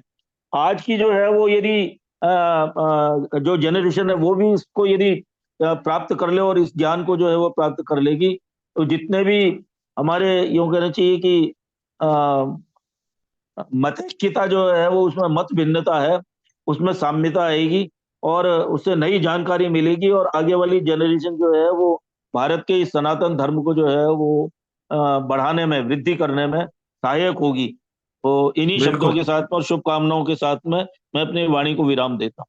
धन्यवाद। और मैं जितने भी नौजवान जुड़े हैं उनसे ये भी निवेदन करूंगा कि जिस भी नौजवान को विस्तार से हमारे वैज्ञानिक ऋषियों के बारे में जानना हो, तो हमारे एक बड़े ही परम आदरणीय नवीन इतिहासकार, जो इतिहास के प्रणेता है, डॉक्टर राकेश कुमार आर्य जी ने इस वैज्ञानिक ऋषियों पर एक पूरा शोध करके लगभग 50 ऐसे ऋषियों के बारे में शोध करके बताया है। एक पुस्तक लिखी है, भारत के महान वैज्ञानिक ऋषि। वो पुस्तक आपको अमेज़न पे मिल जाएगी, आप उसको जाइए, उसको पढ़िए, और आप समझेंगे कि हमारी धरोहर, हमारी विरासत कितनी महान थी। और उन्होंने इतना ही नहीं, उन्होंने तो कई पुस्तकें लिखी हैं, लगभग मैं समझता हूँ अभी मैं उसको उंगली पे भी नहीं गिन सकता, उन्होंने इतनी पुस्तकें लिखी हैं। भारत का जो 1200 वर्ष का इतिहास है पूरा का पूरा उन्होंने लिख दिया है। तो नौजवान जाएं और उसको पढ़ें, 70-80 पुस्तकें उन्होंने लिखी हैं। एक गिरी व्यक्ति हैं, उनका शायद कोई प्रश्न है। गिरी जी, आपका प्रश्न है जी, बताएं। अनम्यूट करें आप। जी नमस्कार। जी नमस्ते जी।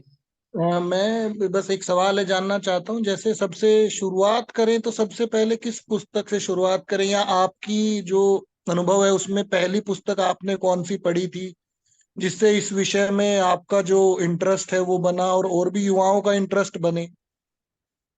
देखिए, एक ये पुस्तक है, मैं आपको दिखा देता हूँ, अंग्रेजी पाठकों के लिए भी दिखाता हूँ और जो हमारे हिंदी के पाठक हैं उनके लिए भी। जो अंग्रेजी में जिनकी सहूलियत है, ये लाइट ऑफ ट्रूथ नाम का एक ग्रंथ है, इसको आप पढ़ सकते हैं। राम प्रसाद बिस्मिल जी का नाम आपने सुना होगा, वो शाहजहांपुर की एक सड़क से गुजर रहे थे, तो शाहजहांपुर की सड़क से गुजरने के बाद उनके कानों में एक आचार्य सोमदेव की आवाज पड़ी, तो वो उस स्थान की ओर आकर्षित हुए और वहां उस आचार्य ने बोला कि पीछे पुस्तक विक्रय स्टॉल लगा हुआ है, वहां पर एक पुस्तक है, आप उसको खरीद लीजिए। उस राम प्रसाद बिस्मिल ने ये पुस्तक खरीद ली। ये हिंदी वर्जन है।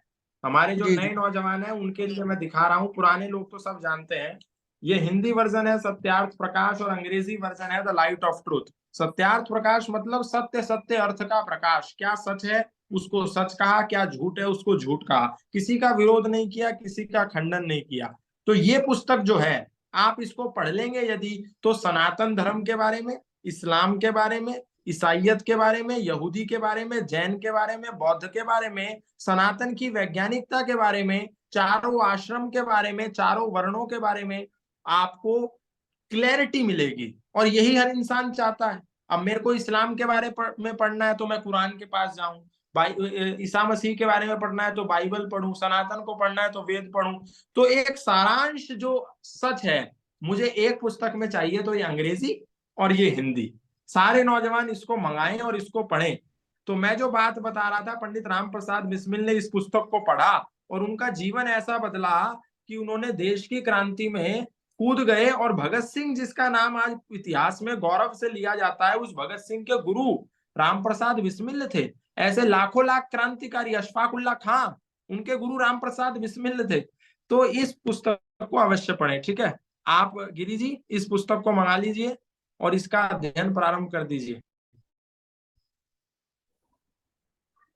जी किशोर जी। नेक्स्ट। ओम गौतम जी अभी नाम ले रहे थे ओम गौतम खट्टर जी। 73 पुस्तकें वो अब तक लिख चुके हैं, 73 पुस्तकें। और अभी प्रेम सचदेवा जी स्क्रीन पे हैं, वही पुस्तक दिखा रहे हैं कि हमारे जो पुराने ऋषि वैज्ञानिक हुए। तो ये किताब पढ़ने के काबिल है। अभी 2-3 दिन पहले ही उन्होंने उनकी 73वीं क्लास का पुस्तक का भी विमोचन हुआ और उनके आदरणीय भाई साहब देवेंद्र सिंह आर्य जी ने भी ज्वाइन किया हुआ है। इन्होंने भी कुछ पुस्तकें 4 लिखी हैं अभी तक। तो मेरा निवेदन है कि इन पुस्तकों का स्वाध्याय करें तो आपको बहुत कुछ सत्य के बारे में पता लगेगा, भारत के बारे में पता लगेगा। धन्यवाद। जी जी जी। हाँ गौतम जी खट्टर। दादाजी प्रेम सचदेवा जी। हाँ गौतम खट्टर जी ने इस पुस्तक के बारे में बता ही दिया जो मैं स्क्रीन पे दिखा रहा हूँ।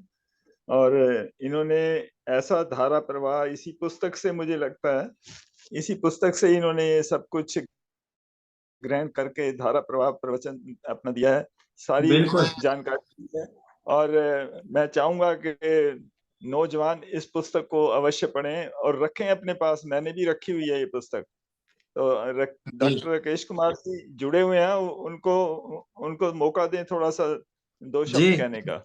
जी अगर वे, मेरे को पता नहीं वे जुड़े हैं, अगर वे जुड़े हैं तो प्लीज आप 2 जी मिनट। जुड़े हुए हैं जी, जुड़े हुए हैं जी दादाजी डॉक्टर राकेश कुमार आर्य जी।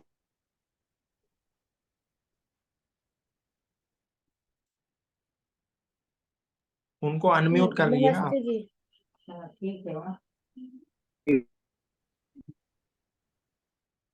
सभी हमारे साथियों का हृदय से नमन वंदन करता हूँ। हमारे आज के मुख्य वक्ता आदरणीय खट्टर जी युवा हैं और आर्य समाज के भविष्य की एक धरोहर हैं जो अभी तैयार हो रही है। हमें बहुत है। आवाज आ रही है बेटे? जी जी आ रही है। अच्छा अच्छा। आज का उनका पूरा विषय तो मैं नहीं सुन पाया हूँ क्योंकि मैं यहाँ झारखंड जमशेदपुर में हूँ और संयोग की बात है कि आज मेरा भी विषय यहाँ पर यही रहा है। उन्होंने स्वाध्याय के बल पर जिस प्रकार से अपने विषय को प्रस्तुति दी है वह बहुत ही प्रशंसनीय है। इसके अलावा आदरणीय प्रेम सचदेवा जी मेरी जिस पुस्तक को आ रहे हैं वह हम सबकी परिश्रम से तैयार की गई एक धरोहर है और इसी प्रकार के विचार और चिंतन को लेकर के हमको आगे बढ़ना भी है, क्योंकि नई पीढ़ी को जागृत करना समय की आवश्यकता है। यहाँ पर भी आज इसी बात पर अनेक वक्ताओं ने बल दिया है कि हम जैसे भी हो अपनी प्राचीनता को पहचानें, संवारें, सजावें और लोगों को उसे दिखाने का प्रयास निरंतर बनाए रखें।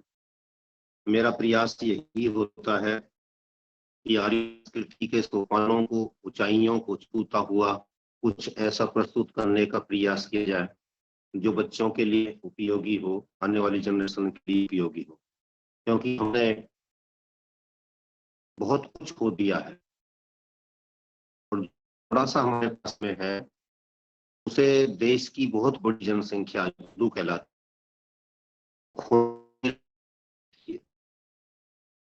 अपनी परंपरागत मूल्यों से और इतिहास के परंपरागत भूतों से हमने कुछ सीखा है।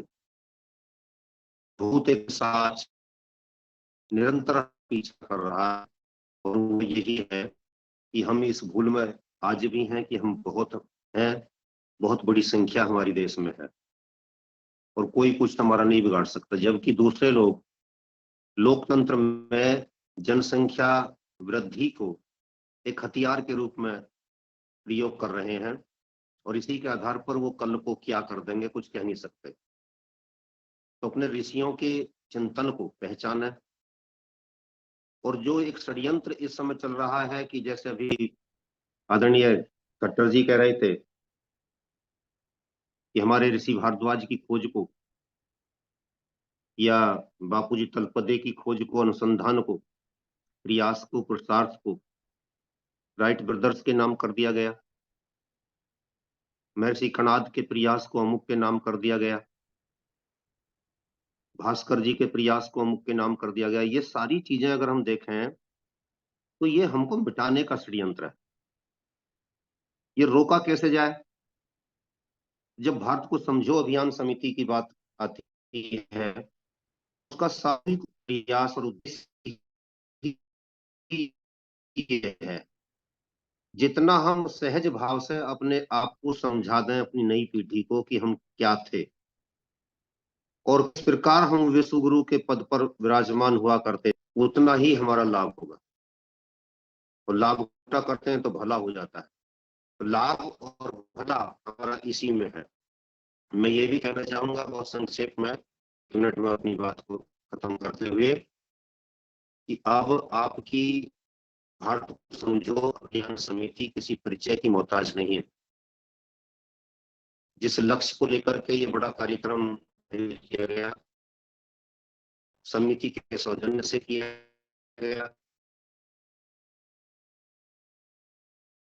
प्रभु की कृपा से जितना भी खर्चा हुआ उसको इस बात ने क्षतिपूर्ति कर दी कि आपका नाम उन लोगों की जुबान पर चला गया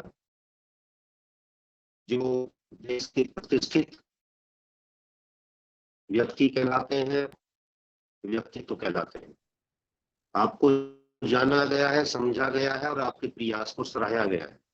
हमारी यूनिटी, हमारी एकता और हमारी सामूहिक नेतृत्व शक्ति वहां पर उभर करके सामने आई है।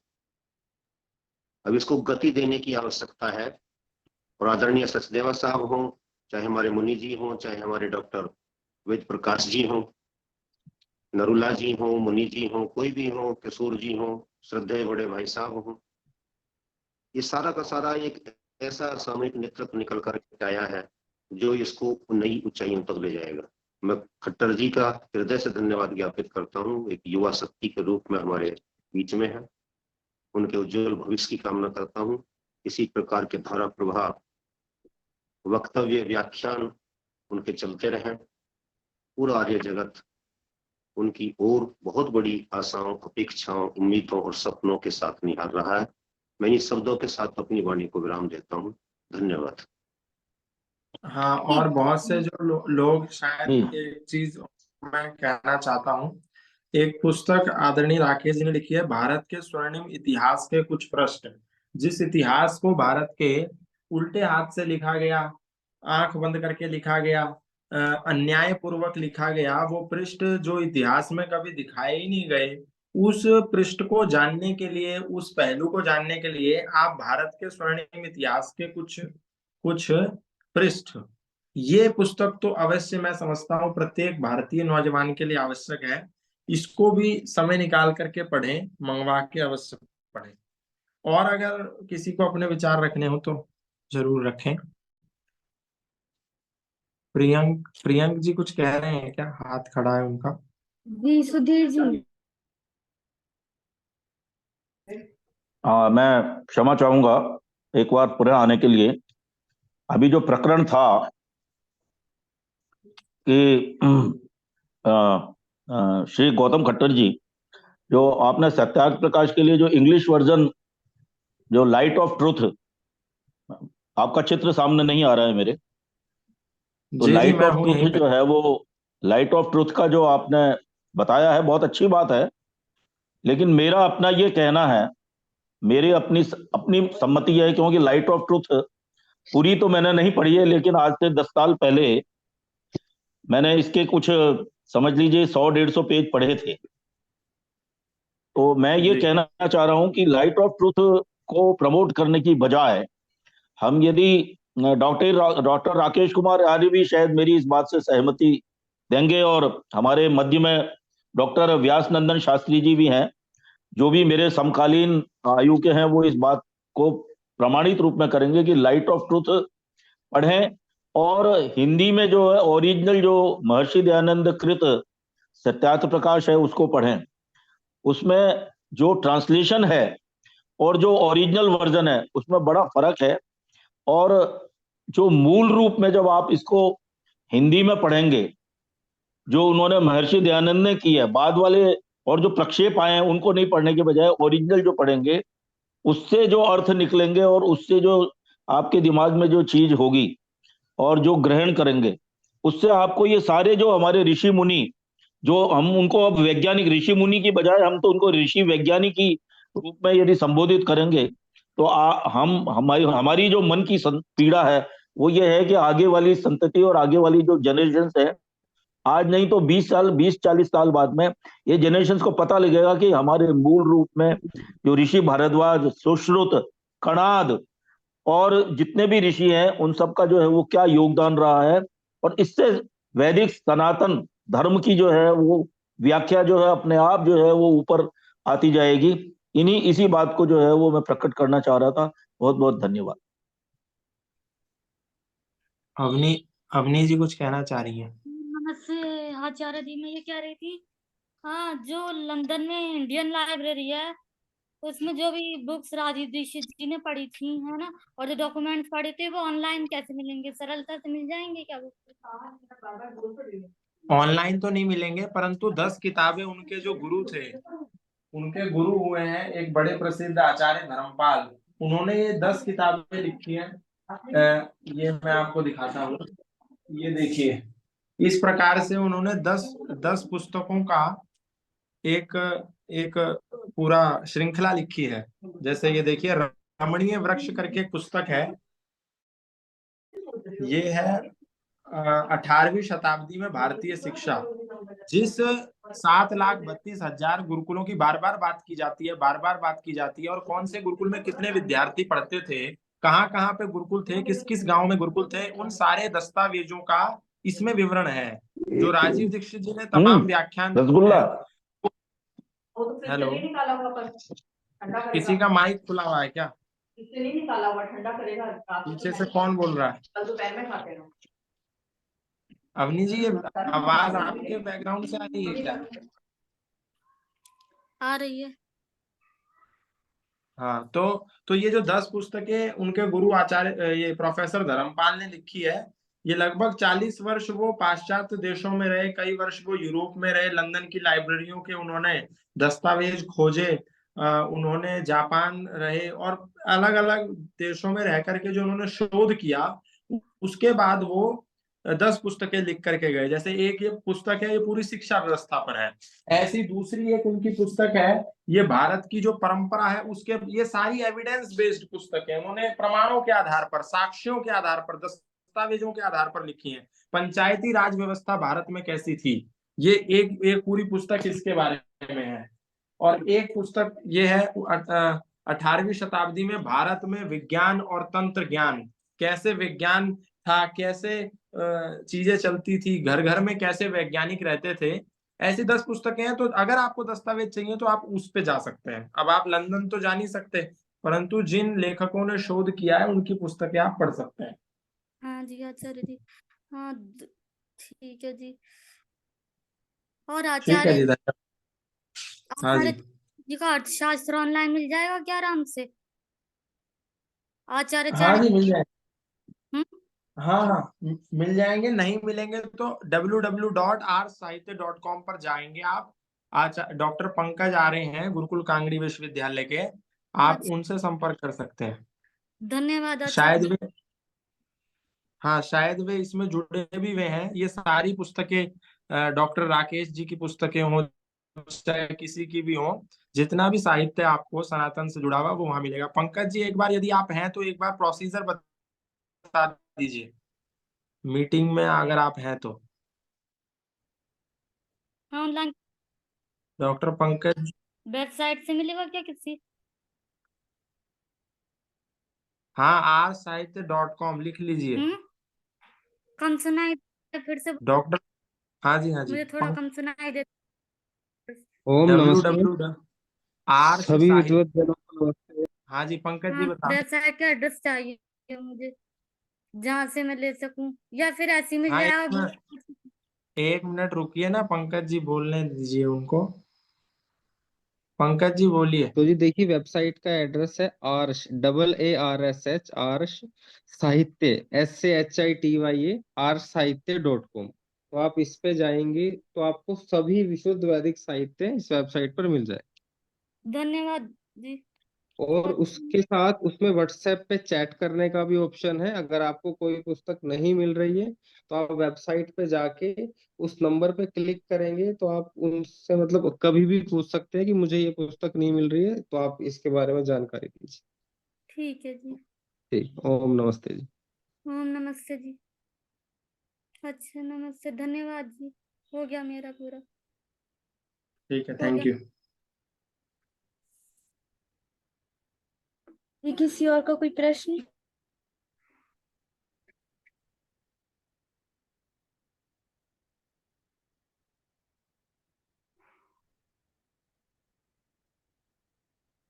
जी, दादाजी वेद प्रकाश शर्मा जी, आप आ जाइए।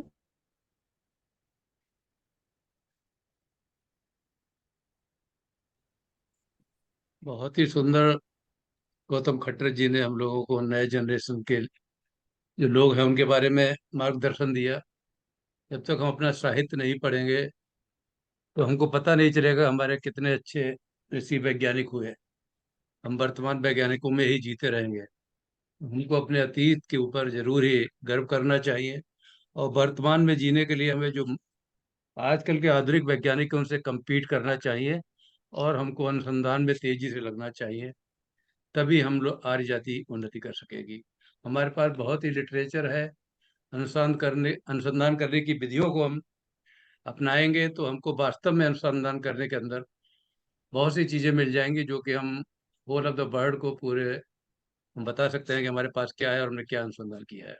लेकिन कमी यही है कि हम लोग अनुसंधान में थोड़ा सा पीछे है, और वेस्टर्न कंट्रीज वाले लोग आगे बढ़ गए हैं। थोड़ा हम लोग कंजर्वेटिव भी है, वो लोग ओपन माइंडेड है, इसलिए थोड़ी सी परेशानी हो रही है। अगर हम लोग कंजर्वेटिवनेस छोड़ करके अगर एकदम हम बिल्कुल फॉरवर्ड होके अपने ओपन माइंडेड होकर के अपनी जो चीजें हैं बताएंगे लोगों को, तो हम अनुसंधान करने में आगे अवश्य ही बढ़ जाएंगे। हमारे पुराने जो वैद्य लोग हुआ करते थे वो चरक संहिता वगैरह ये सब पढ़ते थे, लेकिन उन्होंने बताया नहीं हमारी आगे वाली जनरेशन को। और आजकल जो आयुर्वेदाचार्य लोग बन भी रहे हैं तो वो लोग रिसर्च नहीं करना चाहते, जस्ट पास करने के बाद वैद्य बन के पैसे कमाने में ही उनका मेन ध्यान होता है, अनुसंधान के ऊपर उनका कोई ध्यान नहीं होता। तो नई जनरेशन हमारा यही कह रहा है कि वो अनुसंधान करें। भारत के पास बहुत ही लिटरेचर है, हर क्षेत्र के अंदर है, विज्ञान के अंदर है, साइंस एंड टेक्नोलॉजी सबके अंदर है। लेकिन बस हमें अनुसंधान करने की जरूरत है। उसके लिए हम कटिबद्ध हो जाए तो निश्चय ही भारत को गौरवान्वित कर सकेंगे। बहुत बहुत धन्यवाद। शांति पाठ किया जाए। धन्यवाद गौतम जी। राकेश जी का भी उद्बोधन बहुत अच्छा रहा।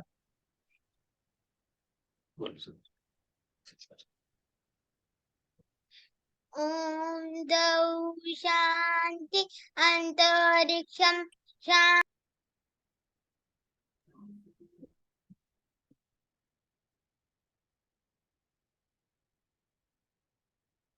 जी दादाजी डॉक्टर राकेश कुमार आर जी।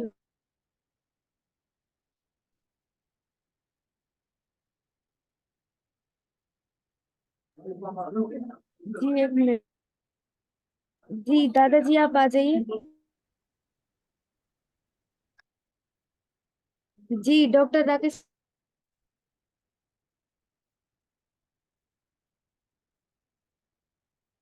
हेलो। जी जी दादाजी। जी बेटा, शांति पाठ कर रहे हैं जी जी वो पिताजी बोल रहे हैं कि आपको बुला दे। भाई साहब, तो कर लीजिए। चलिए जी जी शांति पाठ कराइए होगा, भाई साहब। आशीर्वाद दे दीजिए आप अपना। हाँ जी, हाँ जी, हाँ जी। जी क्या कह रहे हैं? जी वो कह रहे हैं कि आशीर्वाद दे वो बोल रहे हैं कि आप आशीर्वाद दे दीजिए। जी मंच पर जी दूसरे बहुत बड़े सीनियर्स बैठे हैं, लेकिन फिर भी मैं गौतम खट्टर जी के लिए तो आशीर्वाद दे ही सकता हूँ। और जो मुझसे सीनियर्स आप हैं अपना यहाँ पर, आशीर्वाद उनसे दे दीजिए। हाँ, चलो अतिथि बंद कर दो बेटा। उनके लिए मैं आशीर्वाद जी उनके लिए मैं आशीर्वाद दे चुका हूँ जी, और अदिति की बेटी के लिए भी आशीर्वाद देता हूँ, और साथ ही आपके लिए देता हूँ कि आप इसी प्रकार घूमते रहें, और घूम घूम करके भी हम सबको जोड़ते रहें। धन्यवाद।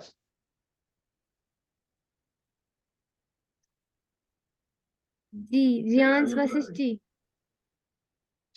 ओम द्यौ शांति अंतरिक्षम शांति पृथ्वी शांति शांति रौषधय शांति वनस्पतय शांति विषदेव शांति ब्रह्म शांति सर्वं शांति शांति साहेब शांति। शांति सामा शांति रेधि ओम शांति शांति शांति। सत्य सनातन वैदिक धर्म की जय। नंद की जय। दयानंद की जय। श्री रामचंद्र की जय। चंद्र की जय। राम की जय। आनंद की जय। ज्ञानंद की जय। हंसराज की जय। सतमाता की जय। की रक्षा हो, पालन हो, समाज अमर रहे, ज्योति जलती रहे, उनका झंडा ऊंचा रहे। हरियो के महाकुंभ और भारत को समझो अभियान की जय। तो विश्वमार्यम प्रणाम ध्वनि। ओम वैदिक अभिवादन सबको नमस्ते जी। ओम सर्वेभ्यो नमः। सबको सादर जी आप नमस्ते। सभी को सादर नमस्ते। शुभ रात्रि। नमस्ते जी, नमस्ते।